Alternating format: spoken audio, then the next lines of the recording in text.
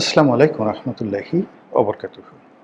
সম্মানিত দর্শক, দেশে বিএনপির শাসন শুরু হয়ে গেছে এবং সারা দেশে প্রায় প্রতিদিনই একটি না একটি ঘটনা ঘটানো হচ্ছে বা একটি না একটি ঘটনাকে সামনে আনা হচ্ছে, যাতে করে বিএনপির যিনি সরকার প্রধান জনাব তারেক রহমান, তার মহত্ব, তার উদারতা, তার বিশালত্ব এবং রাষ্ট্র পরিচালনায় যে তিনি অনন্য, এই জিনিসগুলো বিএনপি তুলে ধরার চেষ্টা করছে। তিনি সাধারণ মানুষের মতো যানজট পার হচ্ছেন, তার গাড়ি যানজটে আটকে আছে। এগুলোকে লাইমলাইটে এনে তিনি যে কত বড় নেতা, তিনি যে কত বড় মহান, যা আগে এরশাদ সাহেব, শেখ হাসিনা, এমনকি বেগম জিয়া বা জিয়াউর রহমান সাহেবও করতে সাহস পাননি, ঠিক সেইভাবে তিনি সাধারণের মতো জীবনযাপন করছেন। এটাকে জনগণের সামনে এনে তাকে জনগণের নেতা বানানোর চেষ্টা করা হচ্ছে।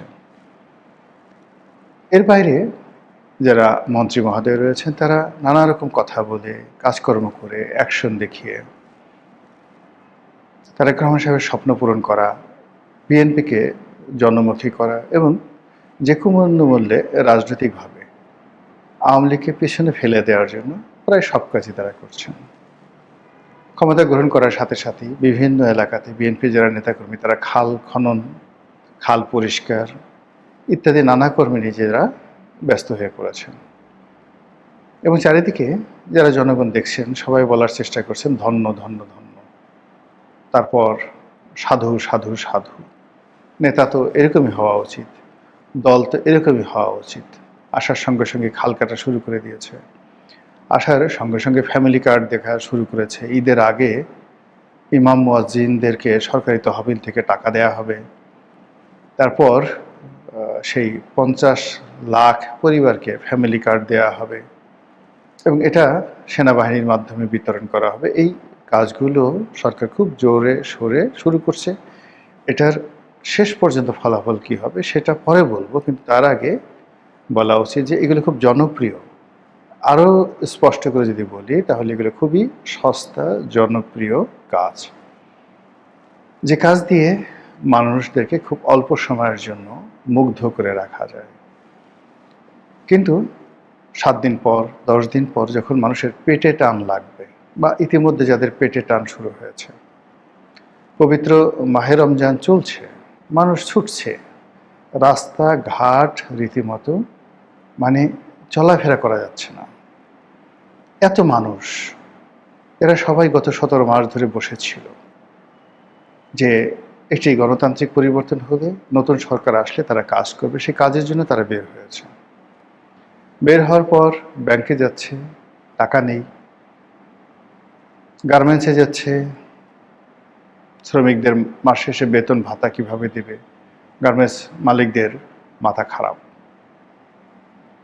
আমার একজন পরিচিত গার্মেন্টস মালিক, গত 8-10 বছরে বেশ সফল ব্যবসায়ী। তো ভদ্রলোকে সেদিন একসাথে নামাজ পড়লাম, দেখলাম যে খুব ক্লান্ত বিধ্বস্ত অবস্থায় আসছে, ইফতার গাড়িতে বসে করেছে। সে বললো যে এরকম একটা ব্যাংক, নাম বললাম না, বললো যে একটা ব্যাংকে তার বেশ কিছু টাকা ছিল, এখন সেই ব্যাংকের অবস্থা ভালো না, ফলে প্রায় 4-5 কোটি টাকার মতো সেখানে তার আটকা পড়ে আছে।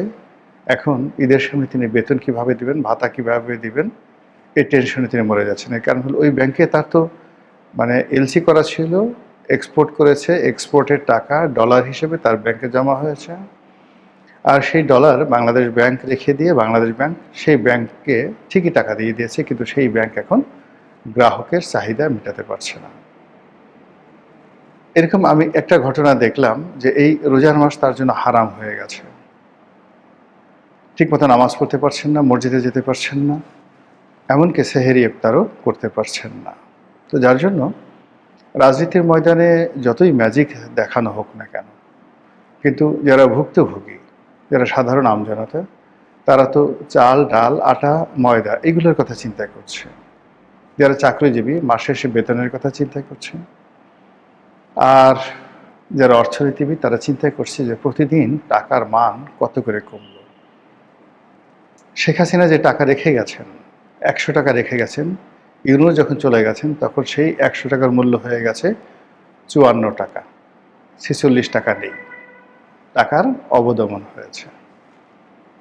এখন তারেক রহমান সাহেবকে যদি আবার টাকা ছাপিয়ে তার সরকার চালাতে হয়, টাকা ছাপিয়ে খাল কাটতে হয়, টাকা ছাপিয়ে ফ্যামিলি কার্ড দিতে হয়, তাহলে এই যে এখন শেখ হাসিনার জমানার ১০০ টাকা যেটার মূল্য এখন ৫৪ টাকা আছে সরকারি হিসাবে, সেটার মূল্য হয়তো হয়ে যাবে আরও অর্ধেক, অর্থাৎ ৫৪-র অর্ধেক, ২৭ টাকা।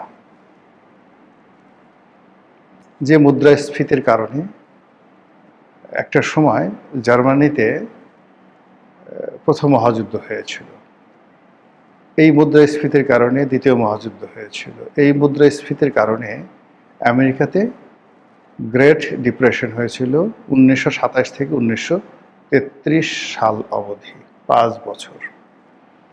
ইরানে কিংবা অনেক দেশে যখন এরকম মুদ্রাস্ফীতি হয়, ইউরোপের অনেক দেশে না তো হয়েছেই, আফ্রিকার কয়েকটি দেশে আছে যেখানে ১ কেজি আলু দাঁড়িপাল্লার একদিকে রেখে অন্যদিকে ১ কেজি টাকা গুনে দিতে হয়। এরকম ঘটনা ঘটেছে, টাকার এতটা অবমূল্যায়ন। তো বাংলাদেশ সেদিকে যাবে কি যাবে না সেটা নিয়ে আলোচনা করব না। যে আলোচনা করব যে রাজনীতিতে যা কিছু করা হচ্ছে এগুলো মূলত লিপস্টিক ডেভেলপমেন্ট। লিপস্টিক লাগিয়ে যেভাবে ঠোঁটকে লাল বানিয়ে দেওয়া হয়, কসমেটিক সার্জারি করে যেভাবে মানুষকে সুন্দর বানানো হয়, ঠিক এইভাবে একটা দেশ ১৫ দিন চালাতে পারবেন, ১ মাস চালাতে পারবেন, কিন্তু এরপরে আর চালাতে পারবেন না যদি রাজনীতির শূন্যতা থাকে এবং যদি অর্থনীতি ভালো না থাকে। আমাদের দেশে রাজনীতির শূন্যতা আছে, অর্থনীতির মহা সর্বনাশ ঘটে গেছে। এটা নিয়ে বিশদ আলোচনা। এর ফলে কি হচ্ছে, যত কিছুই হোক না কেন, কোনো অবস্থাতেই নায়ককে নায়ক বানানো যাচ্ছে না, ভিলেনকেও ভিলেন বানানো যাচ্ছে না। গত ১৭ মাস ধরে শেখ হাসিনাকে, আওয়ামী লীগকে অপান্তেয় করার জন্য, অপ্রয়োজনীয় করার জন্য ডক্টর মোহাম্মদ ইউনূস এবং তার পারিষদবর্গ সর্বোচ্চ চেষ্টা করেছেন, কিন্তু ফলাফল শূন্য। তাকে চলে যেতে হয়েছে অপমানজনকভাবে, এবং তার সঙ্গে যারা ছিলেন তাদের সবাইকে তিনি বিপদে ফেলেছেন। তার উপদেষ্টা, তার কিংস পার্টির কুশীলব, এমনকি তার উপর নির্ভর করে জামাত ক্ষমতা আসার যে স্বপ্ন দেখেছিল এবং যে হুম্বিতম্বি করেছিল, এটি এখন রীতিমতো জামাতের জন্য বুমেরাং হয়ে পড়েছে। আমি গত ১৭ মাস ধরে বলে আসছি যে বিএনপি ছলে বলে কৌশলে ক্ষমতা আসার চেষ্টা করছে, এবং ক্ষমতা আসার পর তারা জামাতকে এমন ডলা দিবে, বাস ডলা, যে ডলা পর জামাতের লোকজন বলবে যে আওয়ামী লীগের জমানাতে খুব ভালো ছিলাম, এবং ঘটনা সেই দিকে যাচ্ছে। চারিদিকে জামাতের নিস্তব্ধতা। নাসিরউদ্দিন পাটোয়ারির বড় বড় কত কথাবার্তাগুলো এখন নেই। সে হেসে হেসে বলছে যে এখন তো আমি সালাউদ্দিন সাহেবকে কিছু বলতে পারবো না, সালাউদ্দিন সাহেব স্বরাষ্ট্রমন্ত্রী হয়ে গেছেন, এখন কিছু বললে আমাকে গ্রেপ্তার করবেন। আরে বাবা, পারলে এখন সাহস দেখাও, এখন কক্সবাজার গিয়ে সালাউদ্দিনকে গালাগাল করো, এখন পারলে মির্জা আব্বাসের বাসায় গিয়ে ভুকা দাও, তাকে গিয়ে চাঁদাবাজ বলো, কি খবর চাঁদাবাজ, কেমন আছো, এখন গিয়ে বলো না, দেখি কেমন পারো। এবং এখন বলতে পারলে সত্যিকার অর্থে সাহস বোঝা যাবে। এখন সাদিক কায়েম ডাকসুর যে সহসভাপতি, ভিপি, শিবির নেতা, এখন যদি আপনার সাহস থাকে বা তোমার সাহস থাকে, ছোট ভাই এই জন্য তুমি করে বললাম, এখন থেকে বলো যে তারেক রহমানকে একটা লাথি দিতে চাও তো, যে একটা লাথি দিয়ে শেখ হাসিনাকে তাড়িয়ে দিয়েছি, তারেক রহমান সাহেব যদি এই কাজ করে তাকেও লাথি দিয়ে বাংলাদেশের থেকে তাড়িয়ে দেবো, একটু বলো তো বাবা, দেখি কেমন পারো। তারে বলার দরকার নাই, ধানমন্ডির যে এমপি কিংবা ঢাকা বিশ্ববিদ্যালয়ের যে এলাকার এমপি মির্জা আব্বাস বা রবিউল আছেন, এদের দুজনকে একটু গালি দেন তো, দেখি কত বড় সাহস আছে, বুকের পাটা আছে। তো এই জিনিসগুলো হয় কি, আমাদের দেশে পরিবেশ পরিস্থিতি অনুযায়ী সবাই বড় বড় কথা বলে, আর যখনই শক্ত কোনো কিছু আসে সঙ্গে সঙ্গে আব্বা আব্বা বলে।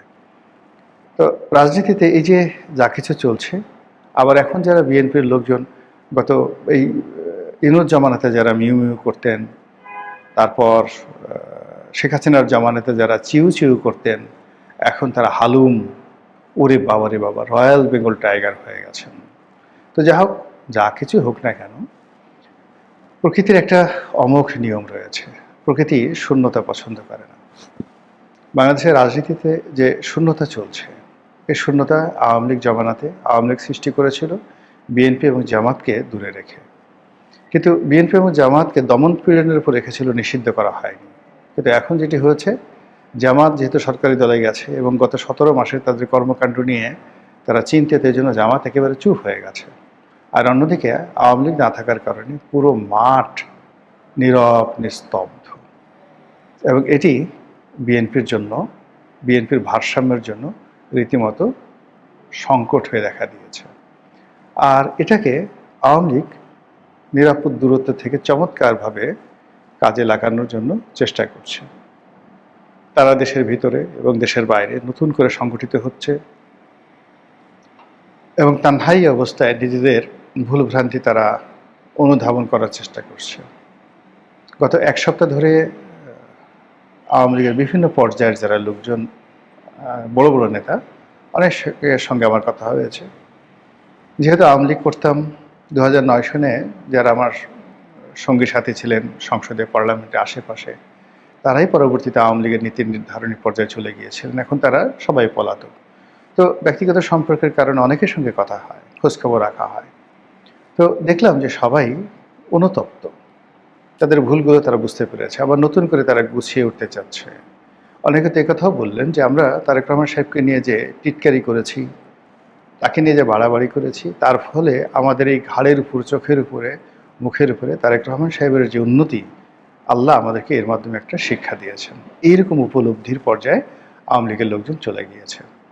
তো যেটা বলছিলাম যে আওয়ামী লীগ নানাভাবে সংগঠিত হচ্ছে এবং এই বর্তমানে এই সময়টিকে তারা ধরে নিচ্ছে যে তারেক রহমান সাহেবকে অন্তত পক্ষে 2 বছর সময় তারা একটা হানিমুন পিরিয়ড দেবে।